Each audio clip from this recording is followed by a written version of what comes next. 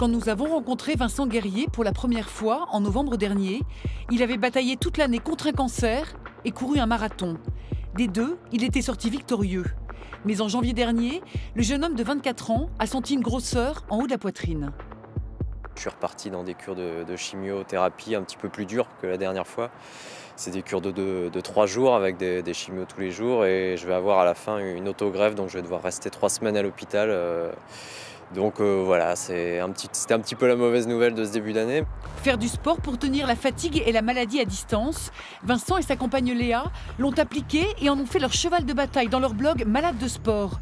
Le retour du cancer a été dur à digérer. On était tellement persuadés en fait qu'on faisait les choses parfaitement que ça ne pouvait pas nous arriver à nouveau. C'est arrivé, donc ça montre bien aussi que personne n'est infaillible, qu'il n'y a pas de solution miracle et qu'il faut continuer de toute façon dans ce sens-là.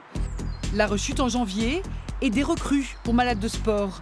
3 infirmières de réanimation de la clinique Saint-Martin. Léa et Vincent, c'est vrai qu'on ne les connaît pas depuis longtemps, mais le sport a vraiment un intérêt dans l'évolution de la pathologie et moralement et même dans l'état physiologique en fait. Et ils sont porteurs de ce message et c'est très important, quoi. Malades de sport, leur message c'est vraiment de promouvoir le sport en préventif déjà, mais aussi tout au long d'un traitement et après une pathologie. Donc c'est un message auquel on croit.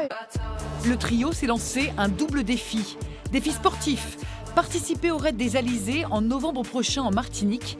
3 jours de canoë, de VTT et de course. Et un défi financier. Les filles cherchent des aides pour payer leurs projets. Si elles sont bien classées, elles ramèneront de l'argent à Malades de sport.